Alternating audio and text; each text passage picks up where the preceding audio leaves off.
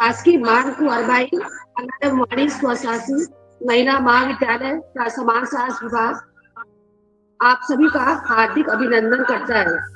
आज समाजशास्त्र विभाग के समाजशास्त्र परिषद के द्वारा युवा तनाव विषय पर प्रसार व्याख्यान आयोजित किया गया है।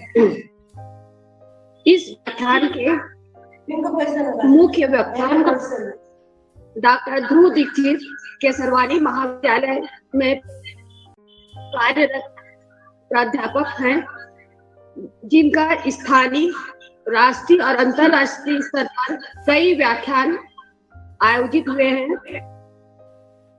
विशेषकर कोविड-19 के समय पर उनका समाजशास्त्र विषय के संदर्भ में विशेष योगदान रहा। की उपागम के माध्यम से समाजशास्त्र को समझने में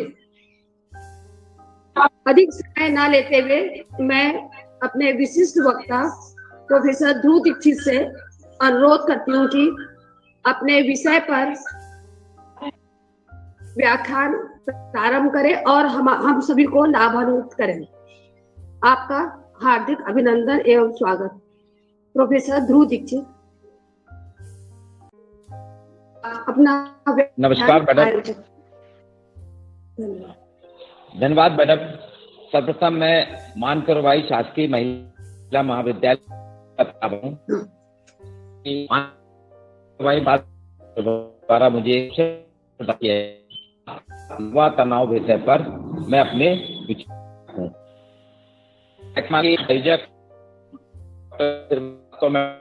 डॉक्टर मीना मैडम और सभी और स्नातकोत्तर कक्षाओं की छात्राएं, साथ ही मान कुंवरबाई महाविद्यालय का मैं हार्दिक अभिनंदन करता हूं कि समय समय पर महाविद्यालय द्वारा इस प्रकार से आयोजन किए जाते हैं। हम सभी देख रहे हैं कि पिछले साल से हमारी गतिविधियां आभासी हो गई हैं, ऑनलाइन हो गई हैं, पर्दे के पीछे से हो रही हैं। पहले आपके साथ में क्लास में ही अटेंड करते थे, सब लोग आते थे, लेकिन अब चूंकि परिस्थितियां ऐसी हैं, इस कारण से हम लोगों को इसमें जुड़ना पड़ रहा है। तो ये कोविड-19 जो आया था, ये भी वास्तव में एक तनाव का कारण है और इसे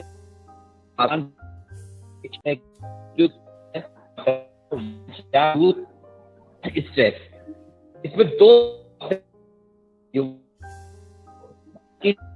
आबादी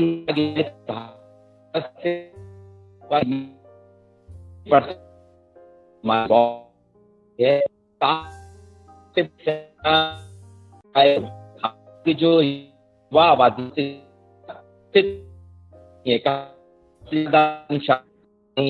सर आपकी क्लियर आवाज नहीं आ रही है। आवाज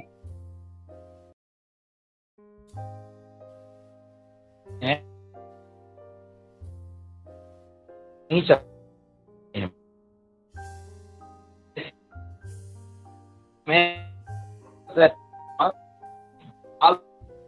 आयु जो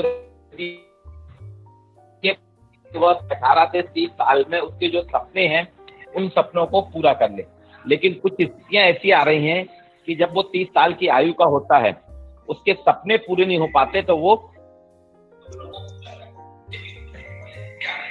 तनाव शब्द अंग्रेजी भाषा के स्ट्रेस का हिंदी अनुवाद है, जिसका सबसे पहले फ्रांसीसी विद्वान थे, उन्होंने इसका आज युवा तनाव भारत के बाहर भी एक महामारी के रूप में देखा जा रहा है। हर घर घर में तनाव है, बच्चे तनाव में रहते हैं, बच्चों के पेरेंट्स तनाव में रहते हैं, और वास्तव में बच्चों के साथ क्या होता है, युवा जो है वो तत्काल हर चीज चाहते हैं, वो हर चीज चाहते हैं कि हमने जैसे भी सवेरे कुछ सोचा और 2 घंटे के अंदर ही चाहते हैं कि हमको वो तत्काल प्राप्ति हो जाए। तो ये संभव नहीं है इतनी जल्दी, और जब जल्दी नहीं हो पाते, बहुत जल्दबाजी में होने के कारण युवा जब अपने लक्ष्य को नहीं प्राप्त कर पाता है तो धीरे धीरे वो तनावग्रस्त होने लगता है। कुछ स्थितियां हैं कि तनाव के कारण कि वास्तव में युवाओं की महत्वाकांक्षाएं बहुत बढ़ती जा रही हैं। जैसे जैसे टेक्नोलॉजी का युग आता जा रहा है, आधुनिकीकरण, आधुनिक सभ्यता आती जा रही है, ग्लोबलाइजेशन के दौर में हम हर चीज तत्काल पाना चाहते हैं, हमारी महत्वाकांक्षाएं बढ़ रही हैं और परिस्थितियां उसके साथ में शामिल नहीं हो पाती। परिस्थितियां जो है हमारी महत्वाकांक्षाओं को पूरा नहीं कर पाती। जब हमारी परिस्थितियां हमारी महत्वाकांक्षाओं को पूरा नहीं कर पाती हैं तो हमको लगने लगता है कि हम कुछ कर नहीं पा रहे हैं। इसमें कुछ जिम्मेदार हमारे अभिभावक भी हैं।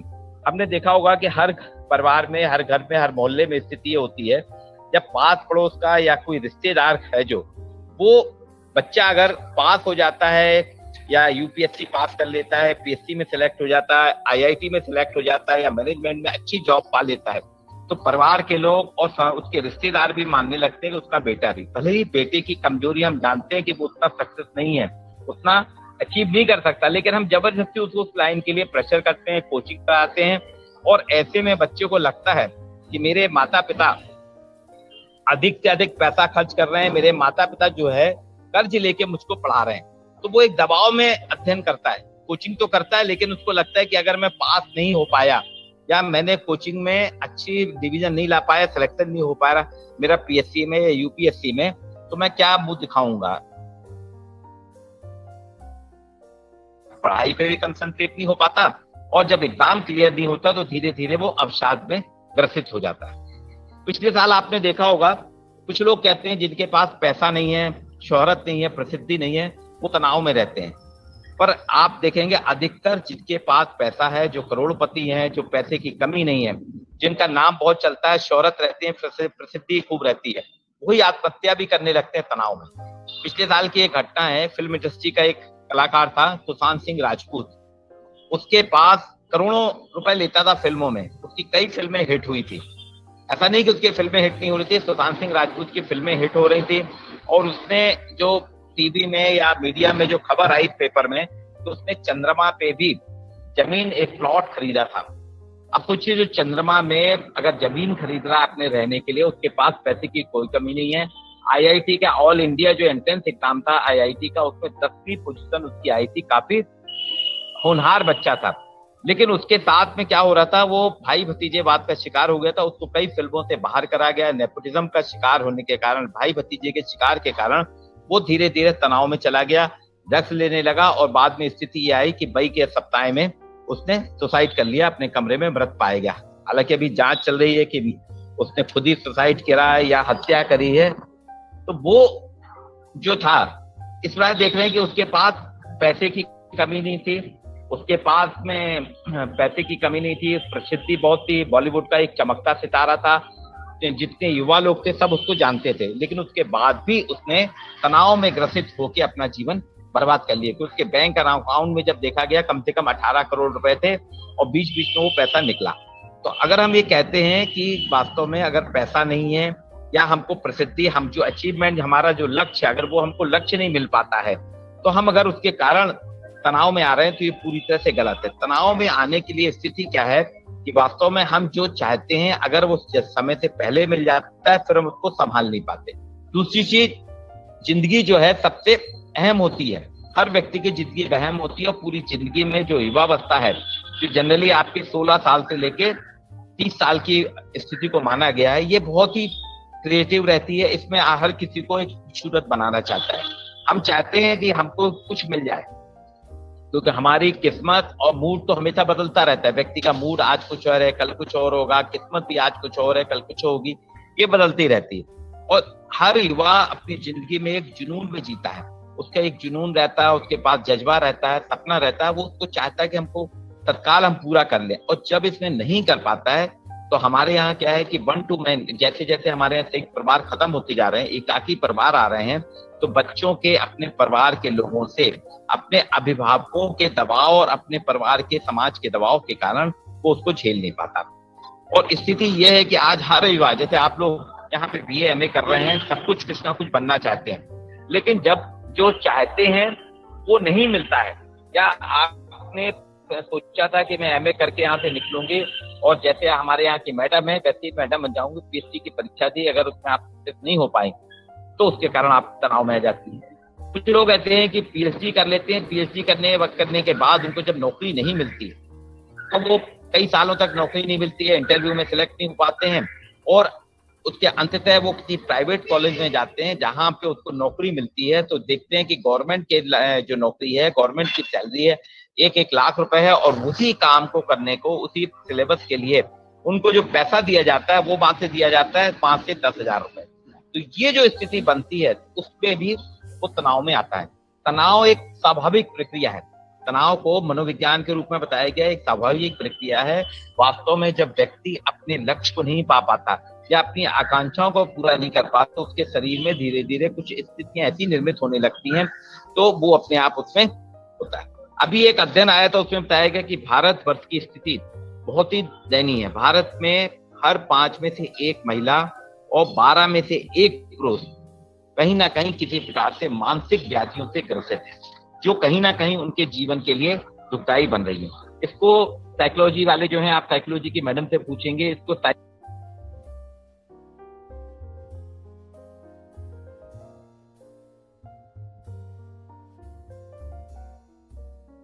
सर आपका माइक म्यूट हो गया है।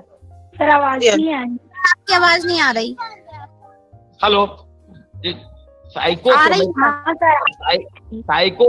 जो अवस्था होती है, साइकोसोमेटिक अवस्था जो आती है, साइकोसोमेटिक अवस्था में क्या है कि व्यक्ति अपने लक्ष्य को जब नहीं प्राप्त कर पाता, हम अपना लक्ष्य जो बनाते हैं, जैसे आपने एक लक्ष्य बनाया है कि मेरे को पढ़ के एक टीचर बनना है, लेकिन जब टीचर बनने की स्थिति आती है तो आपके घर की कुछ परिस्थितियां ऐसी हो जाती हैं, या आपकी आर्थिक स्थिति नहीं हो पाती, या आप उतने अच्छे मार्क्स नहीं ला पाते हैं, तो धीरे धीरे तनाव में आने लगती हैं। उसके कारण क्या हो रहा है, अभी पिछले कुछ सालों से देखा गया है कि युवा वर्ग जो है वो अपने परिवार से, रिश्तेदार से और समाज से अपने आप को उपेक्षित महसूस कर रहा है। जैसे आपके कोई फ्रेंड है, अगर मान लीजिए वो बाहर जाना चाहती है, लेकिन आपके घर की स्थिति ऐसी नहीं है, वो आपको बाहर नहीं भेजते हैं, तो आप डिप्रेशन में आ जाती हैं। आपको लगता है कि मेरे पापा कुछ नहीं कर रहे, मेरी मम्मी कुछ नहीं कर रही। कुछ जगह, कुछ परिवारों में स्थिति है कि फादर इतने ज्यादा स्ट्रांग होते हैं कि मदर से ही बच्चों के संबंध होते हैं, अपने पिता से नहीं। तो बच्चे के दिमाग में निरंतर कुछ ना कुछ खिचड़ी पकती रहती है। आपने खिचड़ी देखी होगा ना, इसमें कई चीजों को अपन मिला देते हैं। ठीक उसी प्रकार से हर बच्चे के दिमाग में निरंतर टीवी देखता है, अपने फ्रेंड सर्किल में मिलता है, स्कूल कॉलेज में देखता है, तो उसके मन में कुछ ना कुछ नए नए विचार आते जाते हैं और वो उनमें सोचता रहता है। और उस वक्त क्या है, अगर पेरेंट्स या कॉलेज या उसको काउंसलिंग सही नहीं हो पाती है, तो धीरे धीरे वो डिप्रेशन में चला जाता है, तनाव में चला जाता है। कुछ चीजें जो है वास्तव में कहा गया है कि आज स्थिति, आज के पहले 2000 के पहले की स्थिति जो हमारी 20वीं सदी थी, उसमें व्यक्ति नॉर्मल था, उसकी आकांक्षाएं कम होती थी, उसके ज्यादा समस्याएं नहीं थी। लेकिन आज हमारा ट्रेंड आधुनिकीकरण के कारण बदल गया है। आज हम क्या हो गए हैं, खाओ पियो और मौज करो। हमारा ये रह गया कि हमको जो कुछ मिल रहा है अच्छा खाइए, अच्छा जीवन जिए और मौज करिए। कल क्या होगा इसकी हम चिंता नहीं करते। जबकि इसके पहले क्या होता था, जब संयुक्त परिवार होता था, संयुक्त परिवार पूरी जिम्मेदारी रखता था, परिवार के सभी लोगों के साथ जीवन यापन करता था, उनको मिला के रखता था। लेकिन जैसे जैसे एकाकी परिवार हुआ, एकाकी परिवार में बच्चों और अभिभावक के बीच की जो दूरी है वो बढ़ती जा रही है, स्पेस खत्म हो गया। पिताजी जॉब में है, मदर जॉब में है, बड़ी बहन बड़े भाई वो अपनी पढ़ाई में लगे हैं, तो जो बच्चे हैं वो कहीं ना कहीं अपने आप को अकेला महसूस करते हैं। उनको लगता है कि मेरे साथ कोई नहीं है। ये जो ना होने की फीलिंग है, अपने आप को अकेला समझने की जो फीलिंग है, जो महत्वाकांक्षा जो लोगों की पूरी है, लेकिन वो अपनी महत्वाकांक्षा, तो उसमें अक्सर होता क्या है, बच्चे गलत जगह पहुंच जाते हैं, वो संबंध ही उनके बिगड़ जाते हैं और वो धीरे धीरे दूसरे लोगों के साथ, ऐसे लोगों के साथ जुड़ जाते हैं से कि वो गलत संगत में फंस जाते हैं। अच्छे बुरे का उनको ज्ञान नहीं हो पाता। दूसरी चीज आपने देखा होगा, एक ये है तनाव के कारण, एक हैंस शेले करके एक फ्रांसीसी विद्वान हुए थे, उन्होंने तनाव शब्द दिया था। उन्होंने कुछ कारण बताए हैं तनाव। वो कहते हैं कि हमारे जीवन की जो महत्वपूर्ण घटनाएं हैं, अलग अलग स्टेज में जो हमारे जीवन में कुछ घटनाएं होती हैं, ये तनाव का कारण है। जैसे आपको प्रॉपर शिक्षा नहीं मिल पाई, आपको शिक्षा मिलना चाहिए लेकिन आप शिक्षा आपको नहीं मिल पाई, किसी कारण से आपका परसेंटेज नहीं बन पाया, आपका डिवीजन नहीं बन पाया, तो वो एक बाद में फ्यूचर में तनाव का कारण बनता है, क्योंकि आपकी शिक्षा प्रॉपर नहीं पाई, आपको परसेंटेज नहीं मिल पाया। जैसे पिछले साल जो कोविड-19 का है, इसके कारण लोग बच्चे ओपन बुक एग्जाम कर दिया। ओपन बुक एग्जाम में बच्चे जिन्होंने अच्छी मेहनत करी थी, अब उनको लग रहा है कि मैंने मेहनत पूरी करी थी और अब फिर तो डिप्रेशन में आकर उन्होंने अच्छे से जवाब भी नहीं लिखे। अब अगले साल भी तय नहीं है। अभी सरकार का कहना है कि जो सेमेस्टर क्लास है जैसे पीजी, वहाँ पे ओपन बुक एग्जाम होगा, और जो रेगुलर मोड में उसमें ओपन बुक एग्जाम नहीं होगा, उसमें पुराने सिस्टम। एक स्थिति ये बन रही है।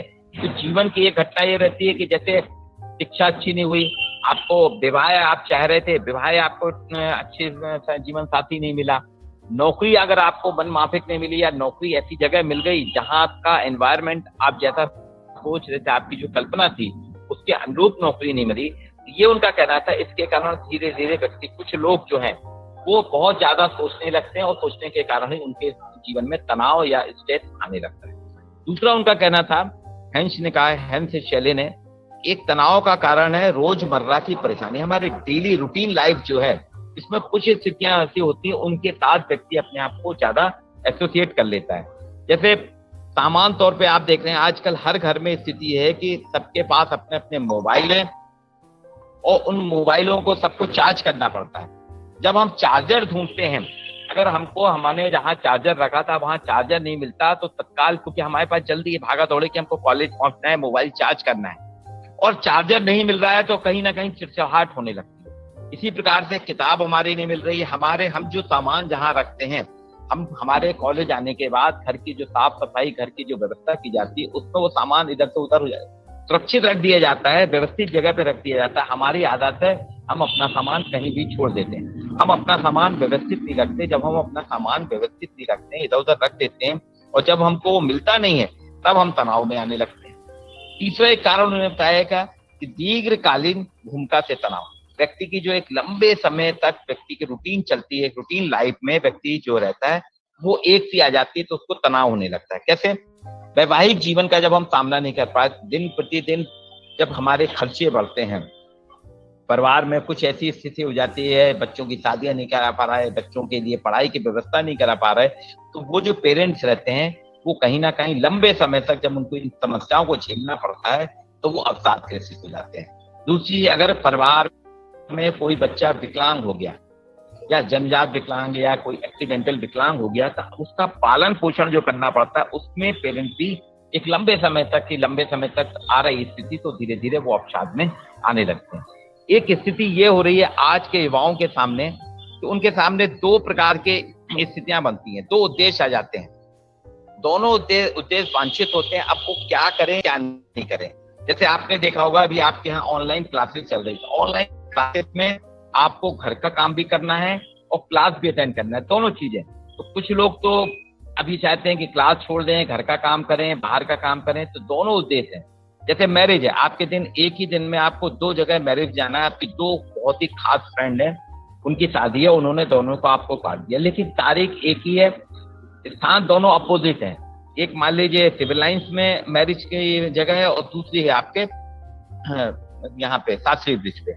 आप रहती हैं आधार ताल में, तो आधार ताल से आपको अपनी दोनों फ्रेंड क्या जाना, दोनों आपकी खास फ्रेंड है, या तो सिविल लाइन जाए या फिर शास्त्री ब्रिज। तो इन दो देश जब आते हैं, इन दोनों देशों में से किसको चुने, किसको नहीं चुने, या किसको छोड़ें, ये जब स्थिति बनती है, ठीक इसी प्रकार की हमारे जीवन में जब जॉब की बात आती है, तो हम कौन सा जॉब लें, कौन सा छोड़ें, कौन सा नहीं लें, या पढ़ाई की बात आती है, 12th पास करने के बाद हम कौन से विषय चुने या कौन से विषय छोड़ें, ये दो प्रकार के उद्देश्य जब समानांतर रूप से एक साथ हमको मिल जाते हैं, समानांतर उद्देश्यों की जब हमको सीमा मिल जाती है, तो हम ये तय नहीं कर पाते हमें क्या करना चाहिए और क्या नहीं करना चाहिए। और इन्हीं कारणों से कई बार क्या होता है कि धीरे धीरे वो हमारे मानसिक स्तर पे इतने ज्यादा जुड़ जाते हैं हमारे जीवन से कि हम उसमें तय नहीं कर पाते कि हमको क्या करना चाहिए और क्या नहीं करना चाहिए।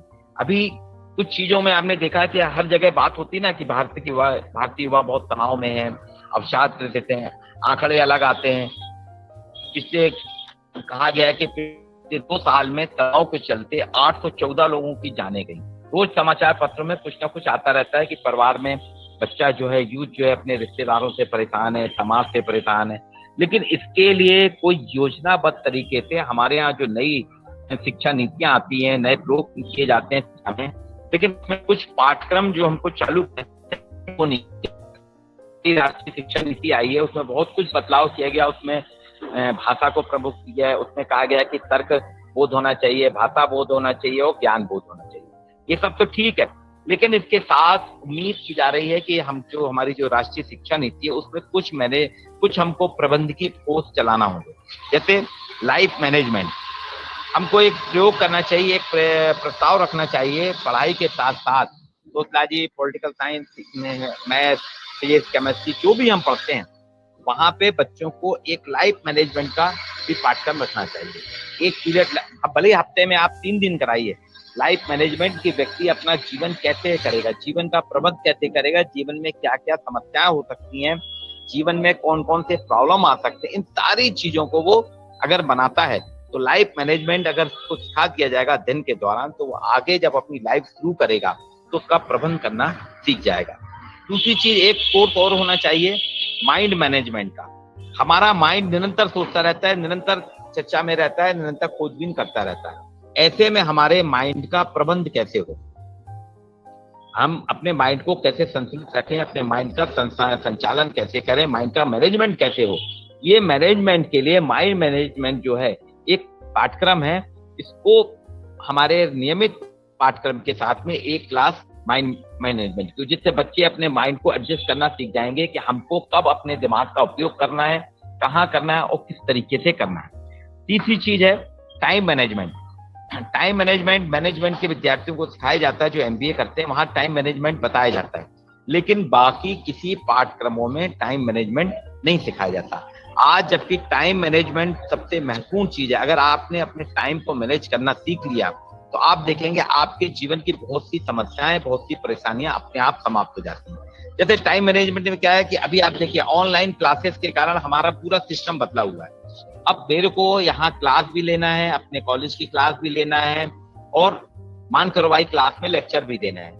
ऑनलाइन से मेरे पास विकल्प हो गया कि मैं भी अपनी कॉलेज से निकल के आपके कॉलेज पहुंचता, हो सकता है ट्रैफिक में फंस जाता, समय पे नहीं पहुंच पाता, तो मेरे तनाव में रहता, अरे मैं पहुंच नहीं पाया। देखिए मोबाइल होने के कारण मैंने अपना टाइम पूरा सेट करके रखा था कि 12 से 1 के बीच में कोई भी असाइनमेंट नहीं करूंगा और यहीं पे मोबाइल से ऑन करा और आपके साथ जुड़ गया। ये टाइम मैनेजमेंट है। कहीं ना कहीं हम टाइम मैनेज नहीं कर पाते, टाइम मैनेजमेंट नहीं करते, हम बिना किसी तैयारी के चलते हैं। आपकी परीक्षा आ रही है, आपने अपनी परीक्षा के लिए तैयारी नहीं करी, आपने तय नहीं करा कि परीक्षा में हमको कौन सा पेपर में कमजोर है, तो परीक्षा के लिए भी आपको अपना मैनेजमेंट करना पड़ेगा कि उस मैनेजमेंट के हिसाब से आपको तैयारी पूरी करना पड़ेगी। हमको क्या करना, कौन कौन से विषय में हमारी कमजोरी है, पहले जो कमजोर वाले विषय हैं या जिन पाठ्यक्रमों में हमारी, जैसे सोशलॉजी में कोई टॉपिक आपको समझ में नहीं आ रहा तो उसको अलग बना लीजिए, फिर आप पॉलिटिकल साइंस के बना लीजिए, और उनको एक एक करके अगर आपने टाइम फ्रेश में करा कि 6 महीने हम पढ़ाई करेंगे, पूरा पढ़ने के बाद में फिर हम अपनी कमियां निकालेंगे, उन कमियों के बाद हम उनका निराकरण करेंगे और फिर पढ़ाई करेंगे। तो आप देखिए आपने पढ़ाई का, परीक्षा का एक मैनेजमेंट तैयार करा तो आप अपने आप सीख जाएंगे। चौथा पाठ्यक्रम है सेल्फ मैनेजमेंट का। सेल्फ मैनेजमेंट यानी व्यक्ति स्वयं को किस तरह से प्रबंधित करे, अपना प्रबंध कैसे करें, ये हमसे बेटर कोई नहीं जान सकता। मुझको कब उठना है, कब तैयार होना है, किस तरह से पढ़ाई करना है, कैसा खाना खाना चाहिए, किन लोगों से मिलना है, किन लोगों से नहीं मिलना है, किनके साथ चर्चा करना है, किनके साथ कैसी बातें करना है, पेरेंट्स के साथ क्या व्यवहार करना है, परिवार के अन्य लोगों के साथ क्या करना है, मित्र मंडलियों के साथ क्या करना है, ये सारा आपको मैनेजमेंट का होगा। जब तक आप इस मैनेजमेंट को सीखेंगे नहीं, इस स्किल को नहीं अपनाते हैं, तो आप देखिए अपने आप को डेवलप नहीं कर पाएंगे। मेरा ये मानना है कि 4 प्रकार के मैनेजमेंट जो है हर किसी, चाहे BA का पाठ्यक्रम हो या BCom का हो या BSc हो, BE का पाठ्यक्रम हो या MBA का, सभी में रखना चाहिए life management, mind management, time management और सेल्फ मैनेजमेंट। एक और अभी तनाव की बात पे है, तो अभी एक युवाओं में सबसे ज्यादा सेल्फी का एडिक्शन आया है। आज हमारे पास मोबाइल फोन में कैमरे हैं, तो कुछ लोग जिनके पास पैसा है, जिनके पेरेंट्स के पास, वो मोबाइल ले सकते हैं, लेकिन कुछ स्थितियां ऐसी हैं जिनके पास सेल्फी लेने के लिए उतने अच्छे मोबाइल फोन नहीं होते, जब वो लेते हैं कैमरा अच्छा नहीं होता, महंगे मोबाइल ना होने का उनकी फोटो अच्छी नहीं आती है, तो वो परेशान होते हैं, वो चिड़चिड़ापन किससे निकालते हैं अपने पेरेंट्स पे। दूसरी चीज आपने देखा होगा, फेसबुक और व्हाट्सएप में आज सवेरे से उठते ही हम देखते हैं हमने जो अपनी फोटो लोड करी है या आपने जो कंटेंट लोड किए हैं, उस कंटेंट को कितने लोगों ने लाइक करा। अगर आपकी लाइक की संख्या कम हुई और डिसलाइक ज्यादा हो गया, वो भी आपके पीछे एक तनाव का कारण बनता है, क्योंकि हमने आर्टिफिशियल जिंदगी में जीने लगे। मोबाइल ने क्या करा है, एक आर्टिफिशियल वर्ल्ड बना दिया है। हमारा जीवन पूरा आर्टिफिशियल होता जा रहा है, आभासी हो रहा है। हम प्रत्यक्ष रूप से नहीं, हम एक दूसरे से मिलते नहीं है, हम सिर्फ मोबाइल में अपनी लाइक और डिसलाइक पे जी रहे हैं। अगर आपने कोई फोटो डाली, कोई जरूरी नहीं कि उसको सब लोग पसंद करें, क्या उसको लोग नापसंद भी कर सकते हैं। पर अभी हमारा जब जीवन आभासी नहीं था तो हम लोगों से मिलते जुलते थे, तो प्रत्यक्ष रूप से आमने सामने हमारी बात नहीं आती थी। लेकिन मोबाइल में सेल्फी लोड करने पे उसको डिसलाइक करने वाले अगर 50 हो गए और लाइक करने वाले 25, तो हमारे मन में आता है कि अरे सब लोगों ने देखा होगा, लोग सोच क्या रहे होंगे, क्योंकि मोबाइल क्या डिस्प्ले होता है और पूरे में वायरल कर देता है। उसके कारण भी लोगों में तनाव आ रहा है। ये कुछ छोटी छोटी चीजें हैं जिन पे हमको ध्यान देना होगा कि हम सेल्फी एडिक्ट ना हो। सेल्फी एडिक्ट होना वो कहीं ना कहीं आपको डिप्रेशन में ले जा रहा है, आपको धीरे धीरे आम जिंदगी से दूर करता जाएगा। दूसरी चीज, यहाँ पे हमारी रोजमर्रा की जो परेशानियां हैं, ये हमको, ये जो आपका सेल्फ मैनेजमेंट होगा तो आपकी रोजमर्रा की परेशानियां, जैसे समय पे सामान नहीं मिलता है, सामान गुम जाता है, हम कॉलेज आ रहे हैं और ट्रैफिक जाम में फंस गए। जैसे अभी फ्लाईओवर के कारण मानकोरवाई कॉलेज में जो अंडर ब्रिज है बाजू में, वहां बंद हो गया, तो सबको शास्त्री ब्रिज से आना है। तो आए दिन शास्त्री ब्रिज वाले इलाके में जाम लगता है। हम कोशिश ये करें कि हमारा कॉलेज 10 बजे का है और हमको वहां पहुंचने में आधा घंटा लगता है, तो 9:30 की बजाय हम 9:15 पे निकले। ये पहले माइंड में कब करना होगा? ये सेल्फ मैनेजमेंट अगर आप सीख जाएंगे, टाइम मैनेजमेंट सीख जाएंगे और माइंड मैनेजमेंट करना आ जाएगा, तो आपकी लाइफ का मैनेजमेंट अपने आप होने लगेगा और आपको कहीं भी कोई दिक्कत नहीं होगी। क्योंकि हर व्यक्ति का, हर युवा का एक जुनून होता है, जोश होता है, जज्बा होता है। हर कोई चाहता है कि मैं सचिन तेंदुलकर बन जाऊं, हर कोई चाहता है कि मैं विराट कोहली बन जाऊं, लेकिन सब कोई नहीं बन सकता। बनेगा तो कोई एक ही ना। हम प्रयास कर सकते हैं, हम वहां प्रयास करें। हमको हमेशा कॉपी नहीं करना चाहिए। हमारे साथ आज समस्या क्या हो रही है, पहले जो बच्चे थे उनके रोल मॉडल टीचर होते थे। आज से पहले करीब 2000 सभी के रोल मॉडल टीचर होते थे, लेकिन आज हमारे रोल मॉडल क्या हो गए हैं? क्रिकेट स्टार हो गए हैं, फिल्म स्टार हो गए हैं और आपके नेता हो गए। हर कोई नेता नहीं बन सकता। नेता की स्थिति अलग है, क्रिकेट स्टार की स्थिति अलग है, फिल्म स्टार की अलग है। हम खुद अपने आप को करें कि हमको देख के लोग हमारा अनुसरण करें। हम क्या करें? दूसरे का अनुसरण करते हैं, उनके जैसा बनना चाहते हैं, तो इस चीज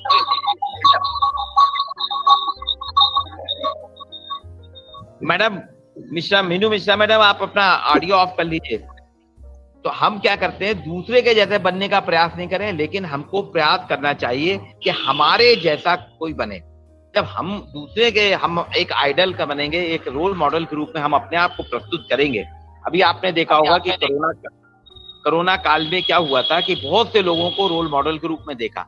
जब आपको अवसर मिलता है, उस अवसर को आप अगर एक्सेप्ट करते हैं, उस अवसर में आप अपने आप को प्रस्तुत करते हैं, तो आप देखेंगे धीरे धीरे लोगों को अपने आप एक महत्वाकांक्षा मिल जाती है और लोग वाक आपके साथ जुड़ते जाते हैं। आज स्थिति यह है कि पिछले करीब 20-25 साल से, जब से आधुनिकीकरण का दौर चला, ग्लोबलाइजेशन 1993 में शुरुआत हुई थी। ग्लोबलाइजेशन के साथ आधुनिकीकरण हुआ, पश्चिमीकरण हुआ, भूमंडलीकरण, ये सारी जो आर्थिक प्रक्रियाएं चालू हुई, इन सारी आर्थिक गतिविधियों के कारण धीरे धीरे हमने टॉलरेंस पावर खत्म होता गया। हर व्यक्ति का टॉलरेंस खत्म होने लगा, उसका सेल्फ स्टीम खत्म होने लगा और वो उसमें विचार बहुत ज्यादा आने लगे। सोच विचार जो था, पहले हम कम सोचते थे, लेकिन आज हम जरूरत से ज्यादा सोच रहे हैं। हमारा टॉलरेंस खत्म हो गया, हमारी सेल्फ स्टीम खत्म हो गई। हम बच्चों से नहीं जुड़ते हैं, पेरेंट्स बच्चों से दूर हो रहे हैं, उनके प्रॉब्लम नहीं समझते हैं, क्योंकि भाग दौड़ की जिंदगी में हम इतने ज्यादा व्यस्त हो गए हैं भाग दौड़ में कि हम घर में ही नहीं रह पाते। हमारा पूरा जीवन, और शासकीय कर्मचारी जितने हैं उनके ऊपर शासन के द्वारा भी इतनी ज्यादा काम की जिम्मेदारी दे दी गई है, आप ये करो। अब वर्क फ्रॉम होम जो आया है, वर्क फ्रॉम होम के कारण भी तनाव बढ़ रहा है।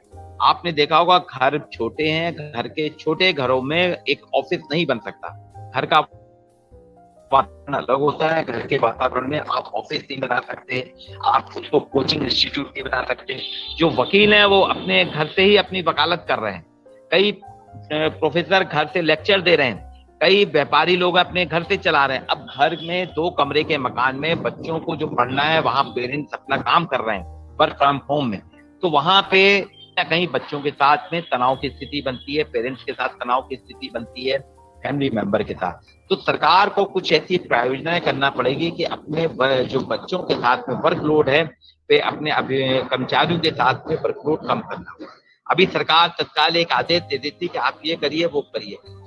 एक कुछ स्थिति कॉलेजों को मैंने देखी है, सीएम हेल्पलाइन होती है, सीएम हेल्पलाइन में आए दिन बच्चे कंप्लेन करते हैं। अब वो प्रिंसिपल की क्या गलती है? कई बार वो कंप्लेन झूठी भी कर देते हैं, लेकिन अगर झूठी कंप्लेन में प्रावधान हो जाए, सरकार ये कर दे प्रावधान की जो शिकायत करता है उसकी अगर कंप्लेन झूठी आएगी तो उसके ऊपर कानूनी कार्रवाई की जाएगी, उसको पनिश किया जाएगा। तो आप देखेंगे सीएम हेल्पलाइन की जो कंप्लेंट है ऑटोमेटिकली कम होने लगेगी। अभी आपकी मैडम ने आपने कोई बात की, मैडम ने आपको कुछ काम करने को दी, क्या आपने सीसी के असाइनमेंट जमा नहीं करे? जब आपने सीसी के असाइनमेंट जमा नहीं, बच्चा क्या करे? जैसे ही 0 होता है बच्चा वहां कंप्लेन कर देता है किसको?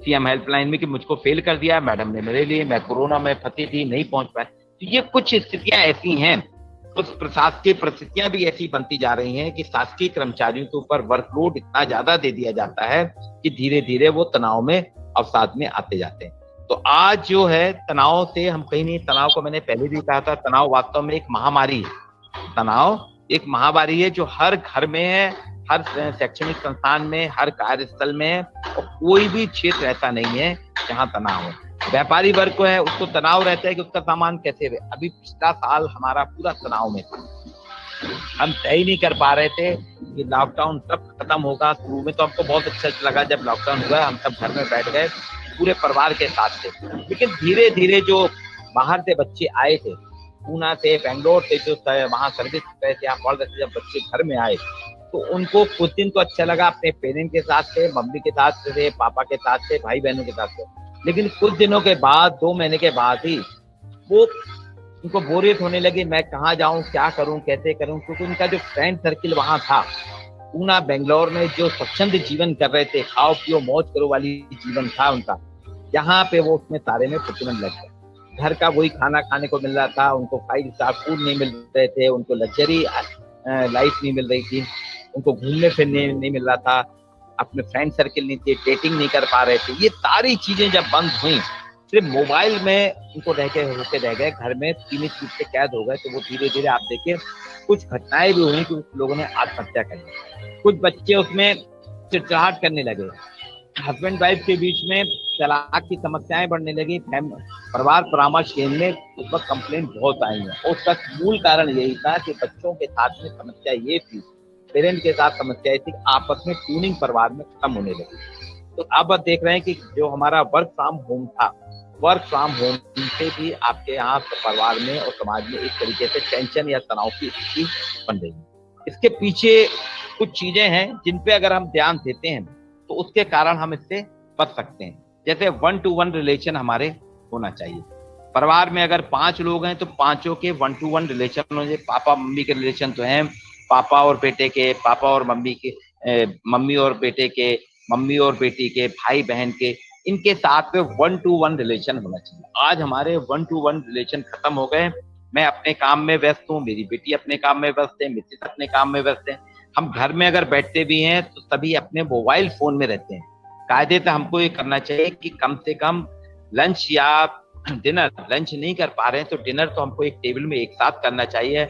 हम उसमें भी करते हैं कि मैं अपने काम करते हुए डिनर कर रहा हूँ, मिसेस टीवी देखते हुए डिनर कर रही है, बेटी अपने लैपटॉप में काम करते हुए डिनर कर रही है, हम सब अलग अलग बिखरे हैं। तो कम से कम डिनर के समय हम एक साथ हों, हम यहाँ पे एक साथ बैठ के 1-to-1 रिलेशन हो, एक दूसरे को समझने का प्रयास करें, बच्चे अपने पापा को समझने का प्रयास करें, बच्चियां अपने पापा मम्मी को, अभिभावक को समझें, अभिभावक अपने बच्चों को। हम जब तक उनके साथ नहीं रहेंगे तो आप ही के पास भी जाएंगे, साइकेट्रिक के पास जाते हैं या डॉक्टर के पास जाते हैं, वो आपको दवाई दे देगा। दवाई आपका निदान नहीं है। सबसे बड़ी निदान आपका हो सकता है कि आप अपने परिवार, अपने फ्रेंड सर्किल के साथ घुल मिल कर रहें।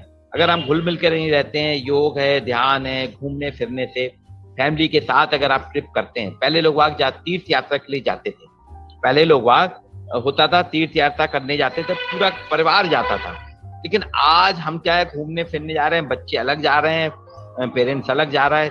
ये परिपाटी आने से लोग अपने आप को अकेला महसूस कर रहे हैं। हम जितने अकेलेपन में रहेंगे, जितना ज्यादा समाज से दूर रहेंगे, जितना ज्यादा अपने परिवार से दूर रहेंगे, जितने ज्यादा अपने रिश्तेदारों से दूर रहेंगे, धीरे धीरे कहीं ना कहीं समस्याएं हमारे पास आती हैं। मैं आपको एक उदाहरण बताता हूँ, एक एग्जाम्पल। अगर उसको हम करते हैं तो रोज की हमारी जो भाग दौड़ भरी जिंदगी है, भागम भाग जिंदगी है, जिसमें हमारा भविष्य आज निरंतर असुरक्षित होता जा रहा है। हम कोपिंग स्किल्स, मतलब कुछ सीखने की स्किल्स अगर हम नहीं करते हैं तो हम धीरे धीरे, हमको ये करना चाहिए। हमारा सप्ताह प्रतिदिन शुरू होता है, प्रति सप्ताह सोमवार से लेके इतवार तक। इतवार का दिन आपको पूरा रिलैक्स का रहता है, उसमें आप कुछ मत करिए। लेकिन फ्राइडे के दिन आप अपने दिमाग में एक इमेजिनरी बॉक्स बनाइए, एक आभासी बॉक्स बनाइए, उसमें सारी चीजें डालते रहिए। वो फ्राइडे बॉक्स के नाम से रखिए कि ये फ्राइडे बॉक्स है। और फ्राइडे के दिन, शुक्रवार के दिन आप देखिए कि आपके दिमाग में आपने क्या क्या सोचा था, क्या कर पाए, क्या लक्ष्य पूरे हुए, क्या नहीं कर पाए। उसमें बहुत सी चीजें आपकी जरूरत से ज्यादा होंगी। जैसे आप अपने मोबाइल से डिलीट करते हैं ना बहुत से मैसेज, व्हाट्सएप से बहुत खाली करते हैं, ऐसे ही आप अपने दिमाग से फ्राइडे के दिन बहुत चीजें जो आई आपके दिमाग में, जो खिचड़ी बनी है, उसको डिलीट करिए। आप जैसे जैसे डिलीट करेंगे, अपने दिमाग को गार्बेज बॉक्स मत बनाइए, कचरा घर मत बनाइए। आप अपने दिमाग से फ्राइडे के दिन डिलीट करना शुरू करिए, उसको खत्म करना शुरू करिए। जब वो आप उनको खत्म करेंगे, खत्म करने के बाद में आप सैटरडे के दिन फिर एनालाइज करिए कि आपने अपने बॉक्स में से, माइंड बॉक्स में से, जो आपका माइंड बॉक्स था, आभासी बॉक्स था, इमेजिनरी बॉक्स था, उसमें से क्या क्या बचा है और किसको आपने अलग कर दिया। फिर आप देखिए संडे के आप मौज मस्ती के साथ रहिए, फिर अगला हफ्ता आपका शुरू हो जाएगा। अगर प्रति सप्ताह इस तरीके से आप अपने बॉक्स को, माइंड बॉक्स को सेटअप करके रखेंगे, उसके साथ मैनेज कर लेंगे, तो आप देखेंगे शुरू में तो नहीं, शुरू में कुछ ऊब हो सकती है, कुछ आपको परेशानी होगी, लेकिन धीरे धीरे आपके लाइफ का एक रूटीन बन जाएगा, लाइफ रूटीन बन जाएगा, लाइफ का एक पार्ट बन जाएगा। तो कुछ समय के बाद आप देखेंगे आपका जीवन बिल्कुल नॉर्मल हो जाएगा। मैंने पहले भी कहा था कि युवा तनाव एक सामान्य समस्या है, ऐसा नहीं कि आज की दिन है, इसके पहले भी तनाव था, लेकिन तनाव के परिणाम दूसरे थे, तनाव की परिस्थितियां दूसरी थी। आज परिस्थितियां दूसरी हैं। आज स्थिति हो गई है, जो ज्यादा डेवलप है, जो ज्यादा विकसित है, या जिसके पास पैसा है, जिसके पास शोहरत है, वही सबसे ज्यादा। अब देखिए कोरोना आया था, सबसे ज्यादा शहरी समाज हमारा आक्रोशित था, सबसे ज्यादा शहरी समाज में तनाव था। ग्रामीण समाज में कोई तनाव नहीं था। उनको मालूम था कि गांव में सरकार ने जो गाइडलाइन बताई थी, उस गाइडलाइन का पालन करके उन्हें जीवन दिया। और गांव वाले देखिए सबसे ज्यादा संक्रमण की कमी गांव में थी, और उनके साथ असंतोष नहीं था, तनाव नहीं था। लेकिन जो असंतोष को क्या था, जो अपनी अभिव्यक्ति नहीं कर पा रहे थे, शहरी लोग अपनी अभिव्यक्ति नहीं कर पा रहे थे, वो देखिए हिंसात्मक हो गए। प्रवासी श्रमिक जो निकले थे, उनके साथ भी वो भ्रम में थे कि पता नहीं क्या होगा, उनको भ्रमित हुए, उन्हें ज्यादा से ज्यादा सूचनाएं इकट्ठी करी। इसलिए मैं कह रहा हूँ कि मोबाइल जो सेल्फी एडिक्ट हो रहे हैं, सेल्फी एडिक्शन भी एक तनाव का कारण है। जरूरत से ज्यादा टीवी देखना, जरूरत से ज्यादा सेल फोन पे आपको नेट को चलाना, ये कहीं ना कहीं आपको चला रहा, और आपकी अभिव्यक्ति, आपकी खुद की जो है सेल्फ स्टीम से हम अलग होते जा रहे हैं। सेल्फ स्टीम से जब हम अलग होंगे तो आप देखेंगे आपका जज्बा, आपका जुनून अपने आप खत्म होगा, और आप एक मरने संबंधी द्वंद की स्थिति में आते जाएंगे। गरीबी, अशिक्षा, बेरोजगारी, विफलता, ये सब है समाज में, खत्म नहीं होगी, लेकिन गरीबी से भी आपको जूझना पड़ेगा, विफलताओं से भी आपको जूझना पड़ेगा, और कहीं ना कहीं बेरोजगारी का विकल्प भी आपको बनना पड़ेगा।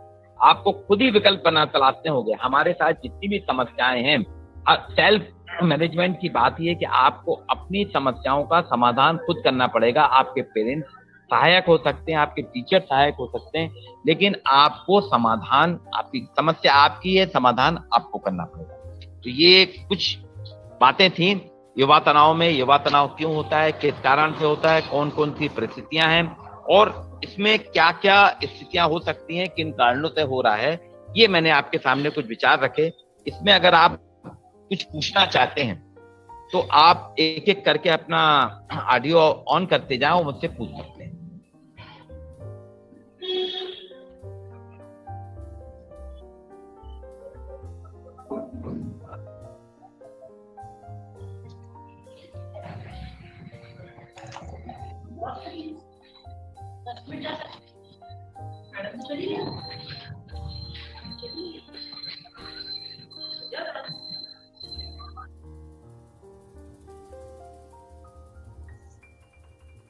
कोई बच्चे नहीं आ रहे।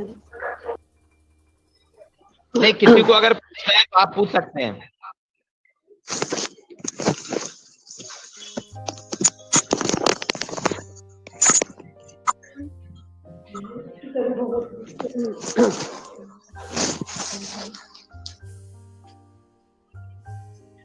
प्रतिभा काठी। हाँ बोलो। सर आपने हाँ हाँ मैनेज 4 प्रकार के जो मैनेजमेंट बताए हैं अपनी स्टडी से रिलेटेड, कैसे उसे मैनेज कर सकते हैं, तो उसमें जो माइंड मैनेजमेंट है वो किस प्रकार से सही कर सकते हैं?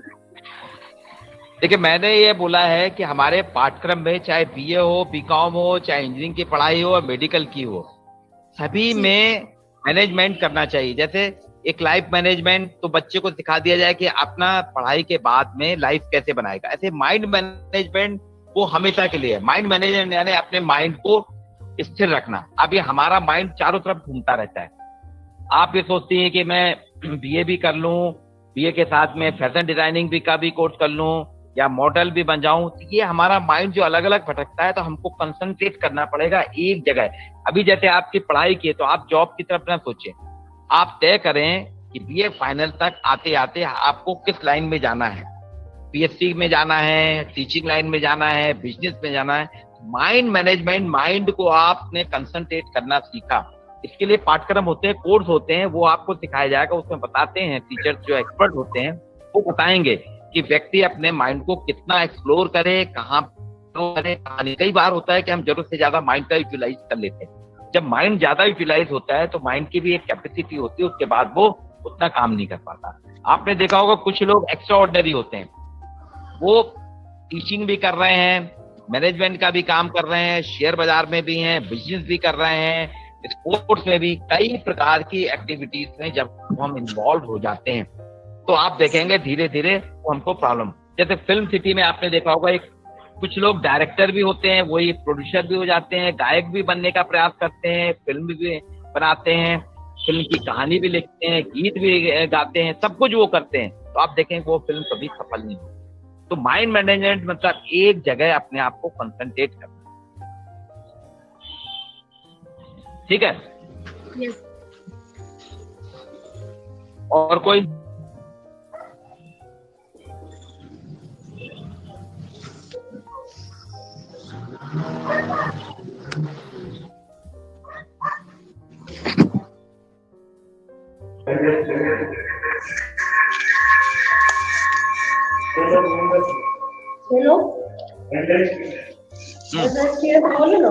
और कोई लड़की पूछ रहा है किसी को?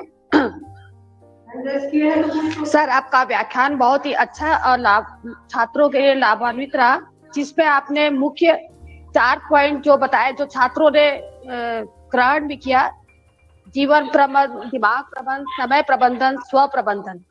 और मुझे लगता है कि यह हमारे समाजशास्त्र विषय, भारतीय समाज में जो पढ़ाया जाता है, आश्रम व्यवस्था या अन्य जो परंपरागत आधार है, उसमें ये विषय है और इसको हर विषय में रखना चाहिए।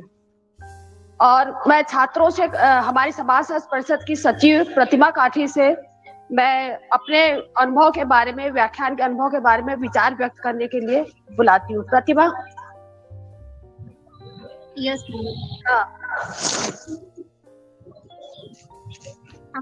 हमारे बीच मौजूद प्रवक्ता डॉक्टर दीक्षित सर, शासकीय समाज शिक्षकों और सभी छात्रों, मैं समाजशास्त्र परिषद की प्रतिभा सर आपको आभार प्रकट करती हूँ कि आपने इस विषय संबंधित जानकारी दी है। समस्त छात्राएं लाभान्वित हुए हैं और हम चाहेंगे कि आप आगे भी इस प्रकार की जानकारी हमें प्रदान करते रहें। आपका बहुत बहुत धन्यवाद।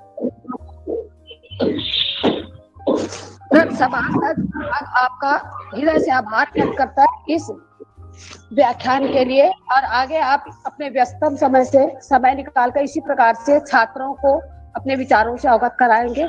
इसके लिए आपका आभार व्यक्त करता हूं। धन्यवाद। मैं भी समाजशास्त्र विभाग मानसरोवर का अत्यंत आभारी हूं कि उसने मुझसे कॉलेज के स्टूडेंट के साथ में ऑनलाइन मोड में अपने विचार रखने के लिए, शेयर करने के लिए बात रखा। मैं अत्यंत आभारी हूं और चाहता हूं भविष्य में जब भी आप कहेंगे तो बराबर समय के हिसाब से आप जैसा चाहेंगे मैं आपके साथ में जुड़ूंगा। और बच्चों के साथ में हम टीचर्स का काम ही है कि अपनी समस्या उनके साथ रखना, अपने विचार उनके साथ शेयर करना, उनके साथ में उनकी समस्याओं का समाधान करना। मैं पुनः मानसरोवर कॉलेज का अत्यंत आभारी हूँ, अपना आभार व्यक्त करता हूं।